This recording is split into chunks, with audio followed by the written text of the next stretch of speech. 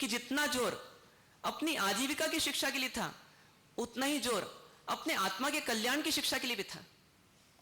यह आज हमको देखने को नहीं मिलता। इस प्रकार की स्थिति प्राचीन युग में थी। फिर मध्य युग आया। मध्य युग में भी देखने को मिलता है कि बहुत विदेशी आक्रमण भी हुए, संस्कृति परिवर्तन का प्रयास भी हुआ, लेकिन मध्य युग की सबसे बड़ी विशेषता शिक्षा की यह रही कि सादा जीवन और उच्च विचार, simple living and high thinking, ये उस युग की देन है। मध्य युग में इतना जरूर ख्याल रखा गया कि आप शिक्षा प्राप्त करो लेकिन आपकी सादगी बनी रहे। नालंदा में, तक्षशिला में, विक्रमशिला में, प्रयाग में, जिसको इलाहाबाद बोलते हैं, ऐसे कई क्षेत्रों में बड़े बड़े अपन कह सकते हैं विश्वविद्यालय थे। कहते हैं नालंदा में 5000 छात्र एक समय में पढ़ते थे। इतना बड़ा विश्वविद्यालय था और उसमें चीन से, कोरिया से, लंका से कई छात्र आते थे। अपन ये नहीं कह सकते उसमें शिक्षा का महत्व नहीं था, खूब था, लेकिन सबसे बड़ी विशेषता यह थी कि आधुनिक साधनों की होड़ नहीं थी। प्राकृतिक तरीके से जीवन जिया जाता था और उसमें सादगी को मुख्य रख करके शिक्षा दी जाती थी। आज भी यह संभव है। आज जिस परिवार में सादगी की शिक्षा भी दी जाती है दूसरी शिक्षाओं के साथ, तो बच्चे का ड्यूअल डेवलपमेंट होता है।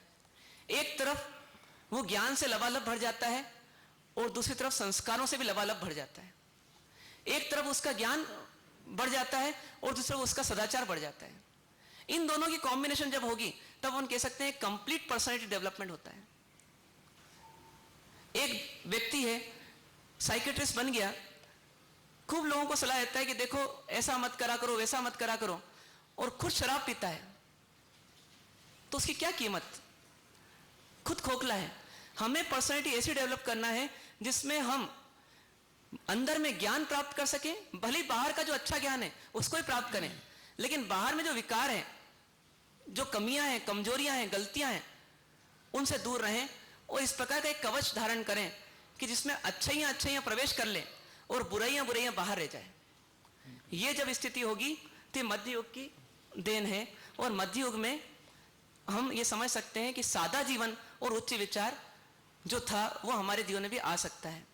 इस प्रकार से ये इतिहास चलता रहा और शिक्षा का रूप भी आगे बढ़ता रहा और ऐसा करते करते आधुनिक युग आया।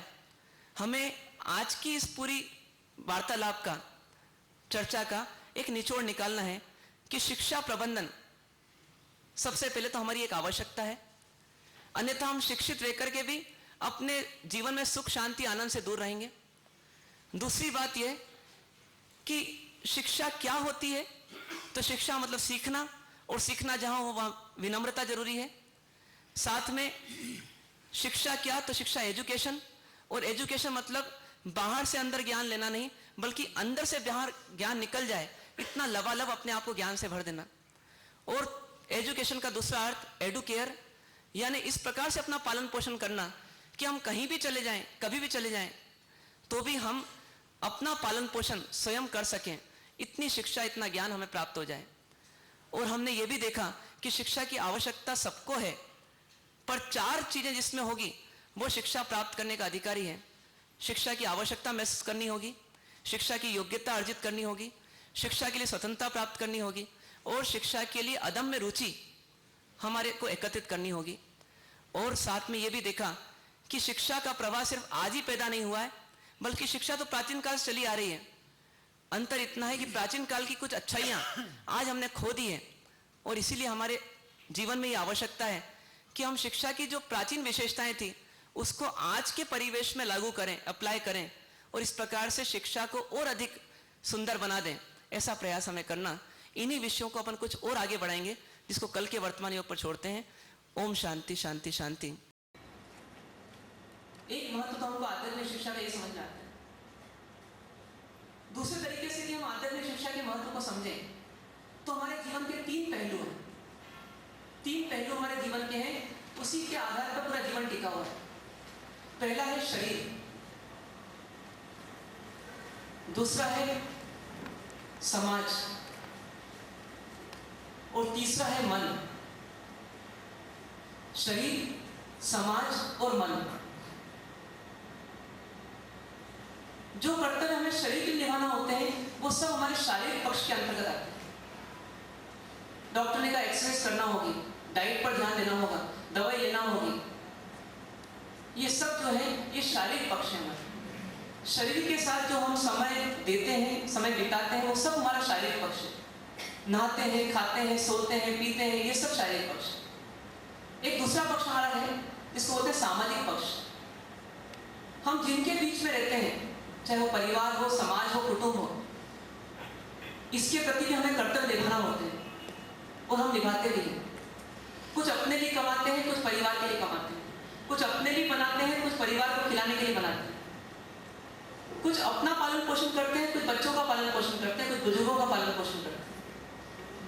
मतलब हम सामाजिक स्तर पे भी अपना जीवन बहुत बड़ा जीते हैं। दिन भर में कई अवसर ऐसे आते हैं जब हम संपर्कों के बीच में जीवन बिताते हैं।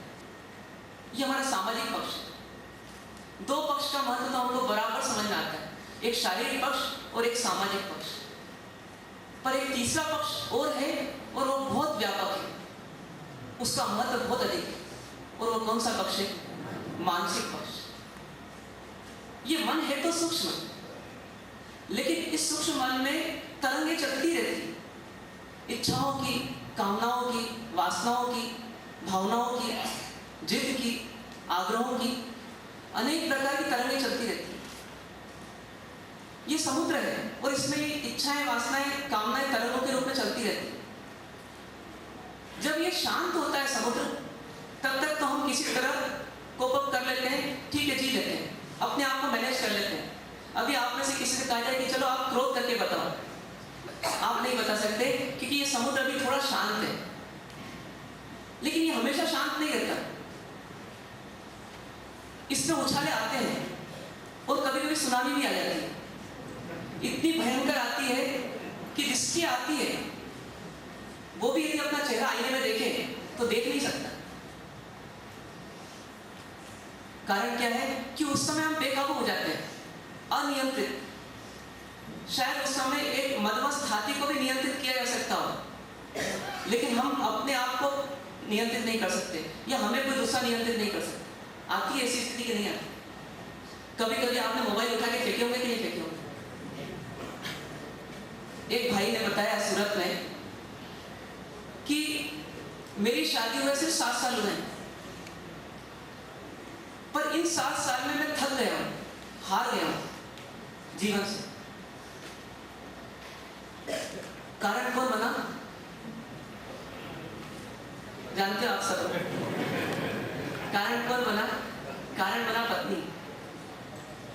उस भाई ने अपने जीवन की एक घटना बताई, सुनकर के बहुत ताज्जुब हुआ कि एक बार दोनों का झगड़ा हुआ।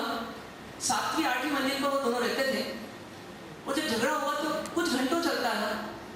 आखिर में पति ने कह दिया कि मैं जा रहा हूं घर छोड़ करके, और निकल गया। और जैसे ही निकला तो बस नीचे पहुंचा, और बस बिल्डिंग से बाहर निकलने के लिए जैसे ही आगे बढ़ा तो धड़ाम से उसके पास में घटेची गिरी। किसने फेंकी होगी? सोचिए आप, क्या स्थिति दुनिया की। मतलब आप सोचिए, उस पत्नी ने इतना भी नहीं सोचा कभी अटैची इसके सिर पे गिर गई तो क्या स्थिति होगी।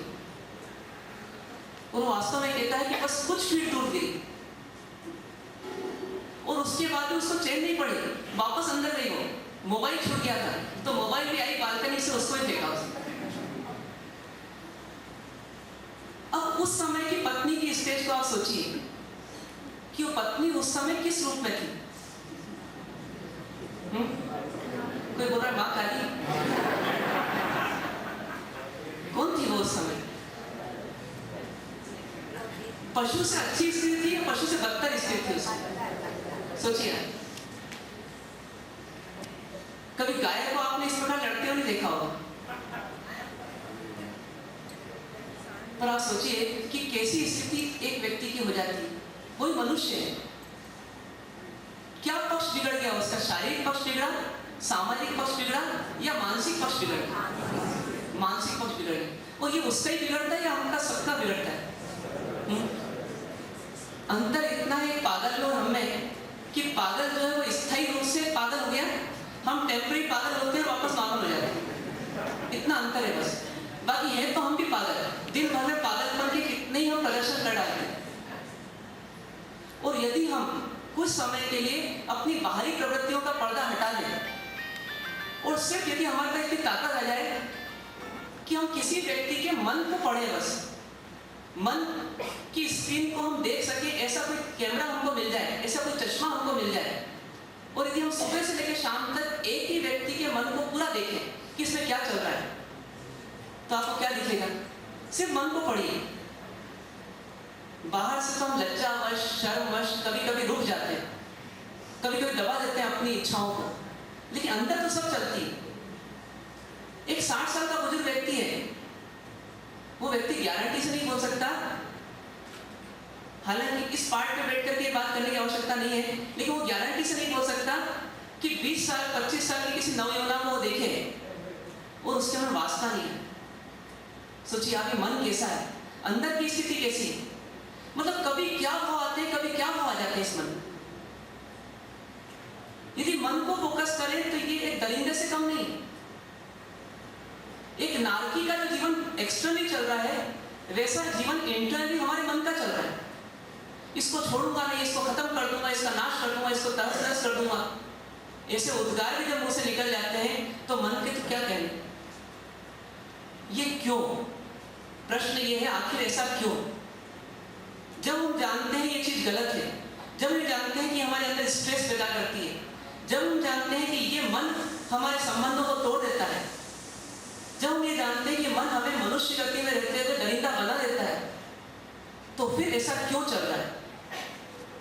क्या उत्तर है उसका आपके पास?